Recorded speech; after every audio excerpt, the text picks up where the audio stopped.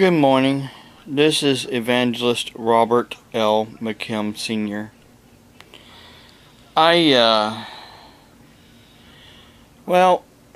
Excuse me, my cat decided to get in the video here. They think that the sun is out, and they like looking out the window here. But we don't have much sun here in Ohio because it's been cloudy a lot and rainy a lot. It's fall. I love the pretty trees when they change, but I don't like what's going to be coming after the fall. Well, they're talking about it on the news still here about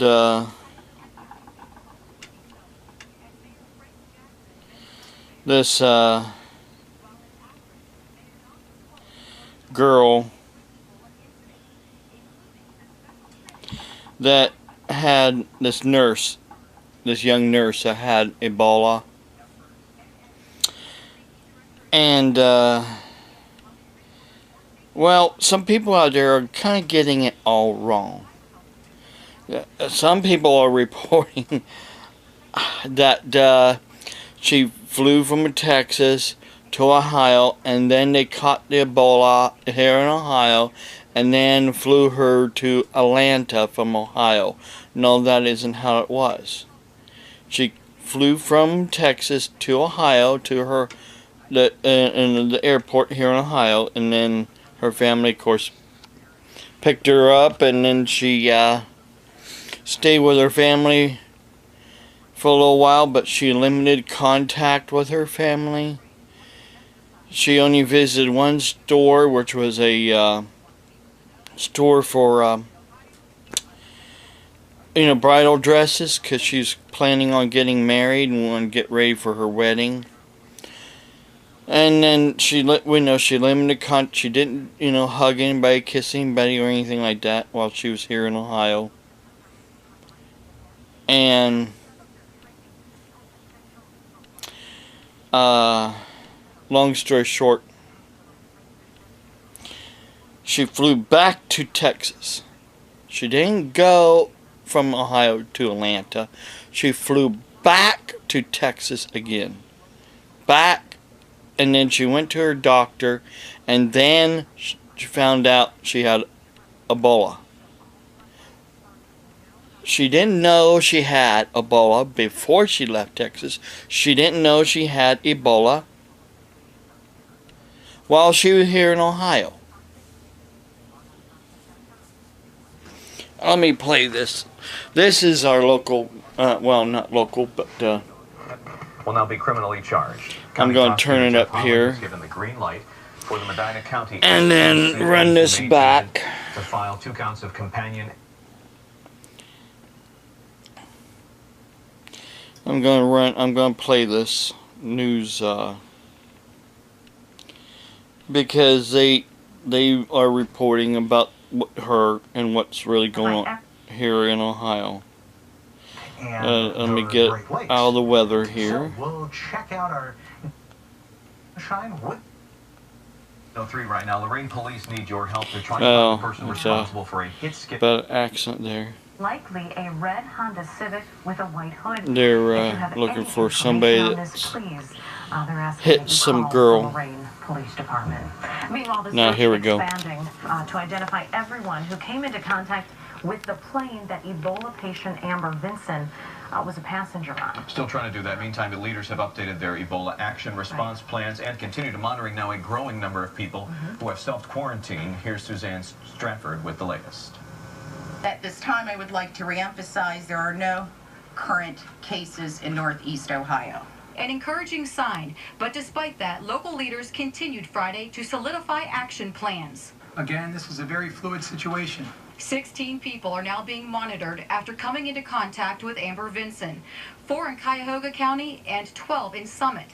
Vinson was exposed to Ebola while treating patient Thomas Duncan, who died from the virus.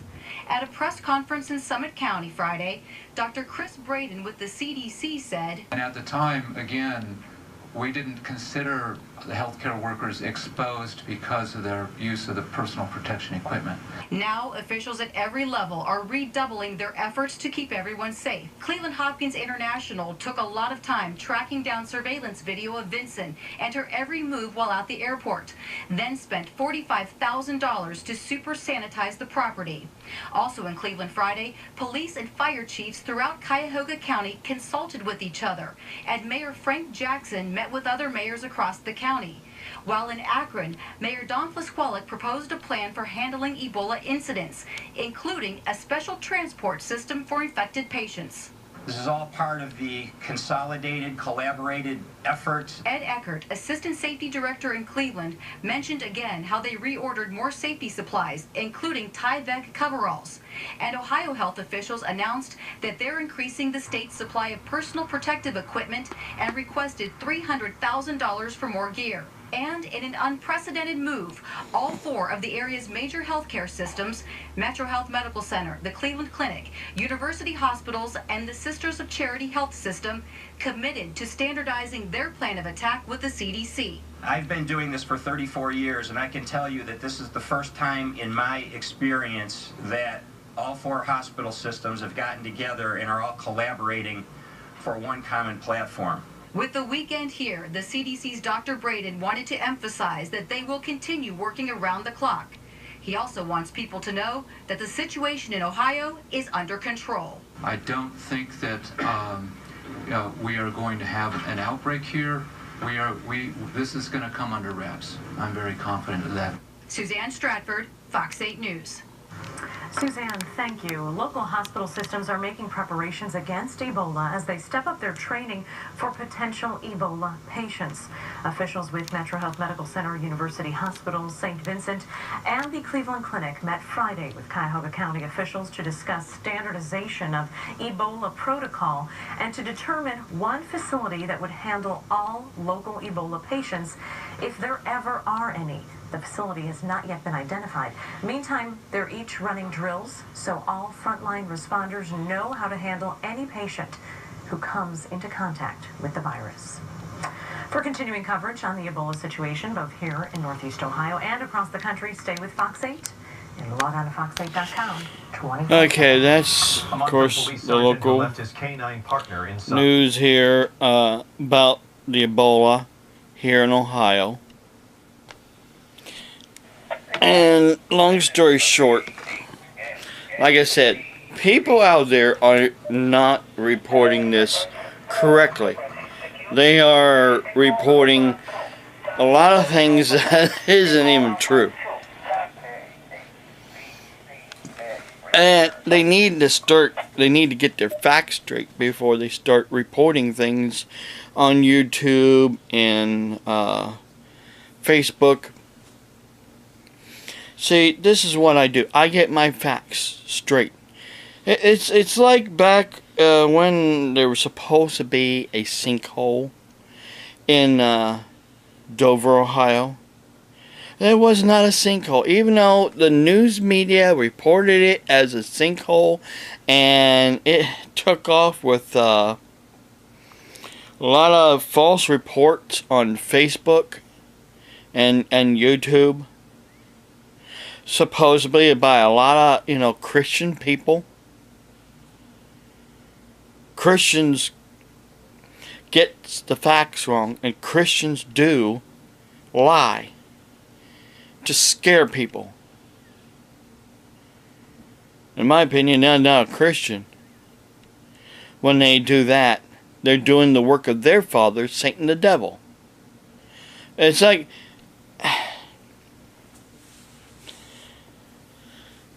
the Cold War. Russia had,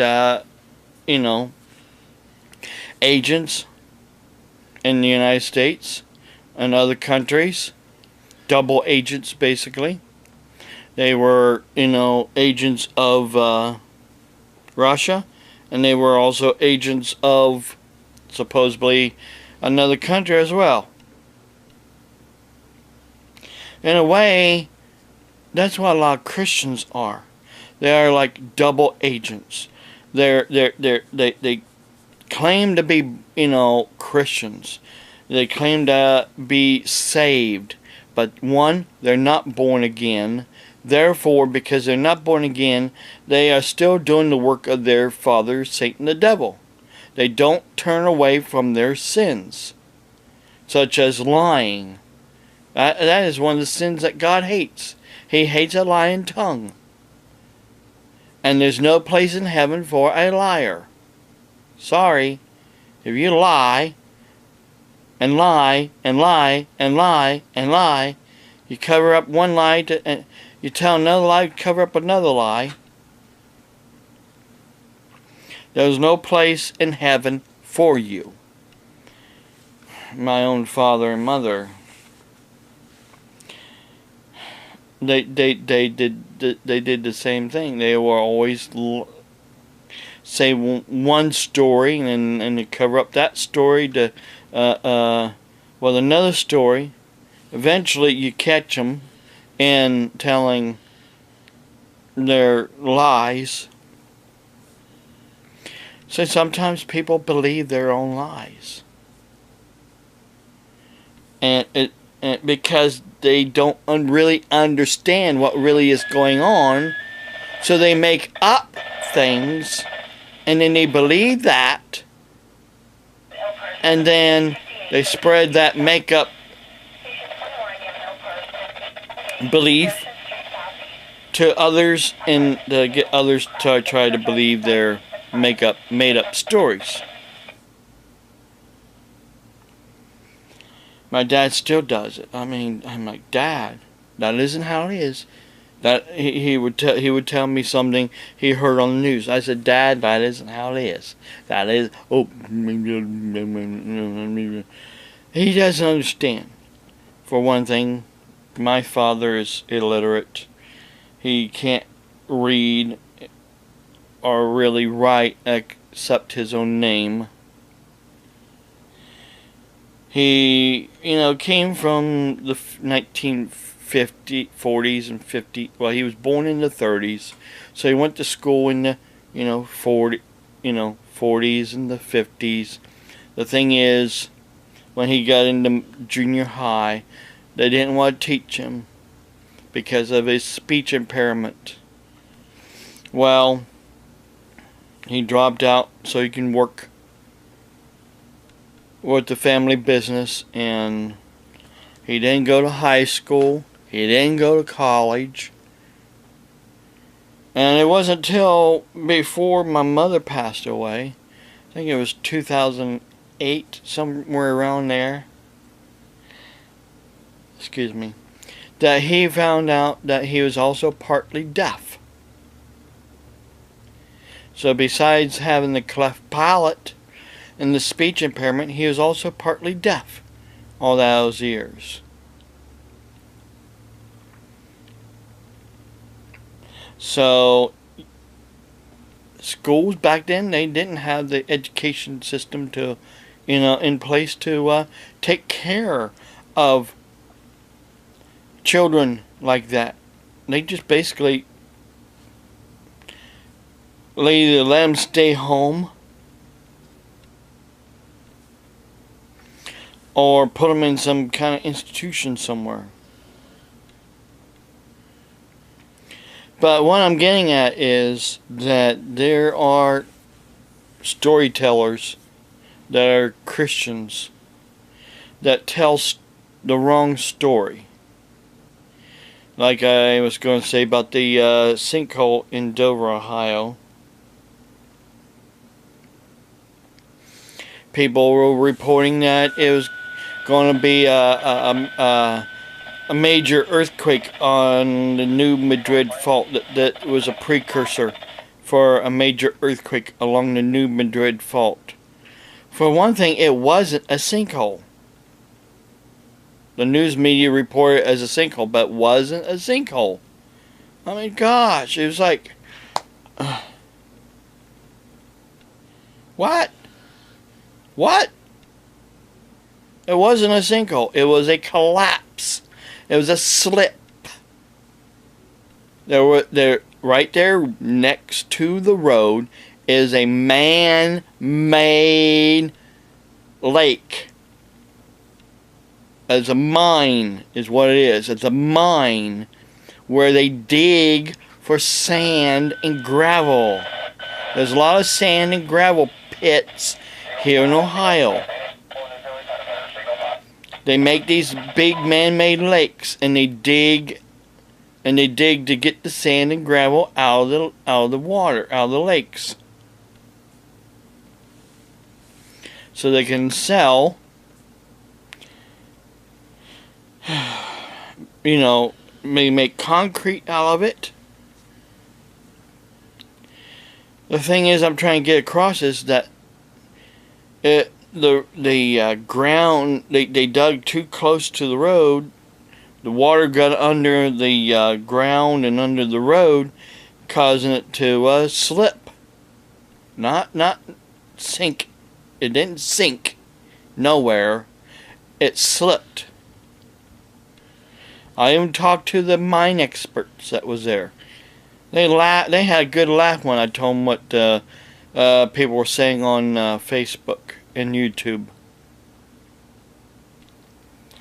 Because people are stupid. There's a man that had a ministry, and he basically given up his ministry, his YouTube and his Facebook ministry sites, because he's tired of people calling him names. Like they call me names on my Facebook and my YouTube. And mainly one person out of everybody that comments calls me names. And that person's supposed to be a Christian.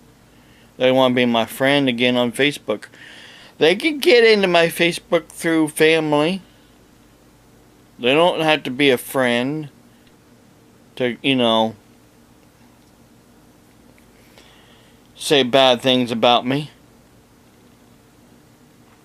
They're starting to read some of the books that I'm reading, and I have, such as Mystery of the Samhita. Well, actually, they're going to be getting this book. I got the book. I read the majority of it. I've highlighted the graphics about the stock market lowering during the Samhita years. I have many other books as well. I have Jonathan Cahn's other book that he wrote, The Harbinger. I have John Shurey's book,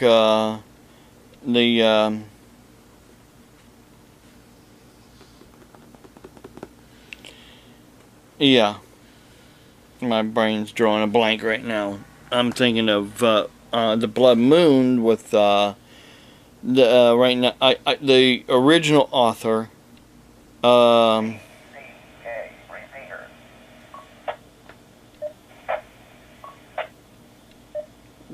Mark Blitz, I think that's his name.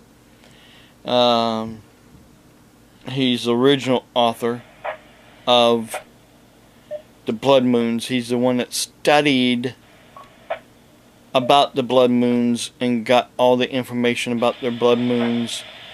And then John Hagee, he wrote his book about the blood moons, and he does mention that he got his information from Mark Blitz, the original author.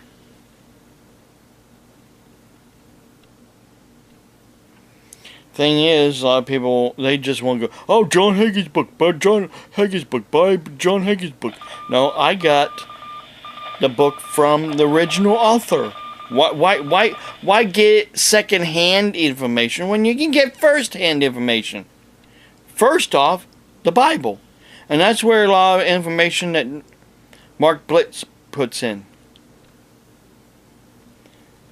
Because he is originally, he's Jewish, but he's Christian. He's not a rabbi. He's a minister, pastor of a church out in the state of Washington. Long story short, I got his book, and I also got the Harbinger, this one here, and I got John Shorey's book about the well, possibly when the rapture will take place. He's not saying, here's a certain date that Jesus come back. No, he's saying that we are window. That's what it is. We are in the window. We are in that broad window. He's given a broad window. Because he's seen the signs of the times.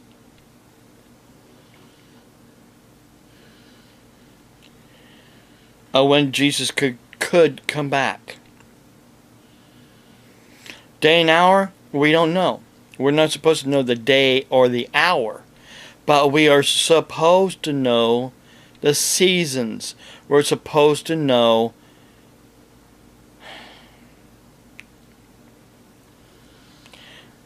some people say where Jesus talked about in Matthew 16, where he's telling the Pharisees, you can see the signs of the weather in the sky, but yet you don't want to discern the signs of the times. They didn't want to discern the signs of the times back then when he was on earth. They wanted a miracle. They wanted a miracle. They wanted him to, perform some kind of a miracle to prove that he was Jesus Christ. That he was the Christ. That he was the Messiah. But Jesus said, you will see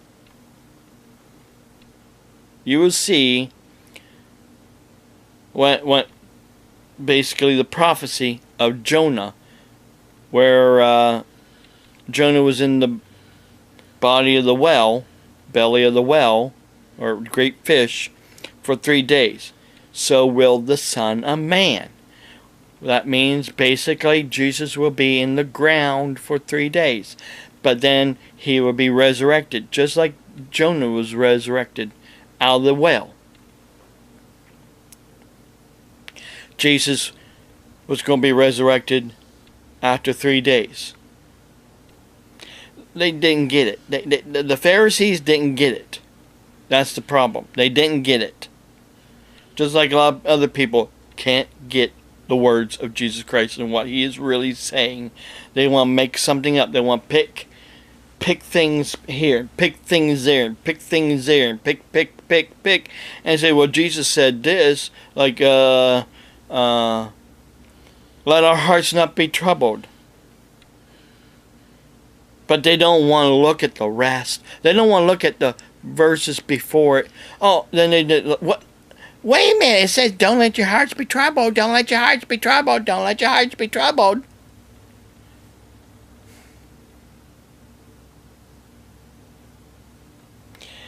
Have mercy on their souls, Lord, because they don't get it. Yes, don't let your hearts be troubled. Don't be afraid of what's going on. Don't be afraid of the Ebola. Don't be afraid of the flu. Don't be afraid of the earthquakes. Don't be afraid of all the storms. Don't be afraid of things that's coming our way.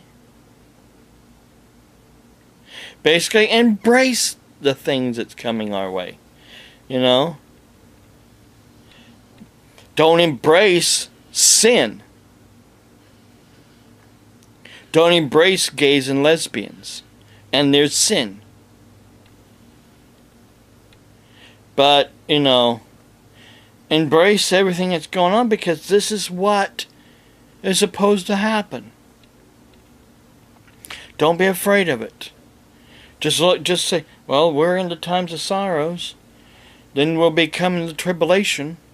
When we see the Antichrist standing in the holy place, then we know our time is near. Because we will be handed over for times and a half time. Or 42 months, 3 years. We will be handed over to the lawless one for 3 years. Christians will be handed over. We will go through 3.5 years of tribulation. Are you prepared? Are you prepared for the sorrow? See, that's another thing too. He gave us all this information so we can prepare. Don't let our hearts be troubled, because we can prepare for this stuff that's coming our way. Prepare. Get ready.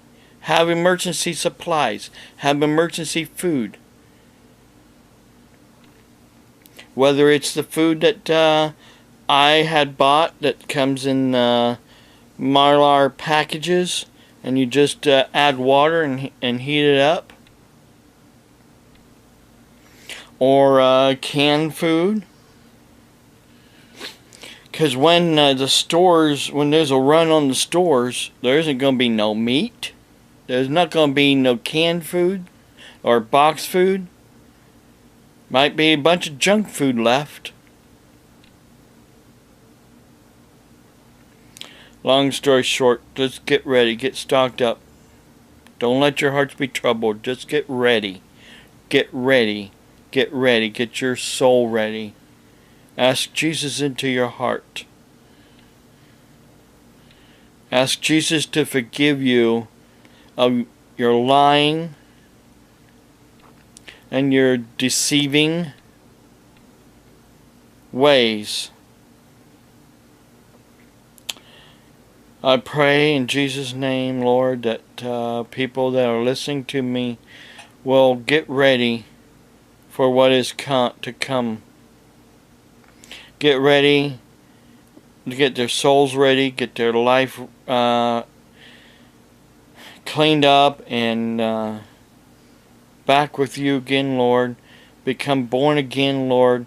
And I pray that they get ready with emergency supplies, emergency food, whatever they need, Lord.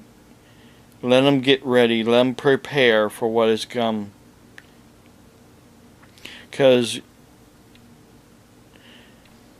the word says a prudent man sees what is to come and prepares. A foolish man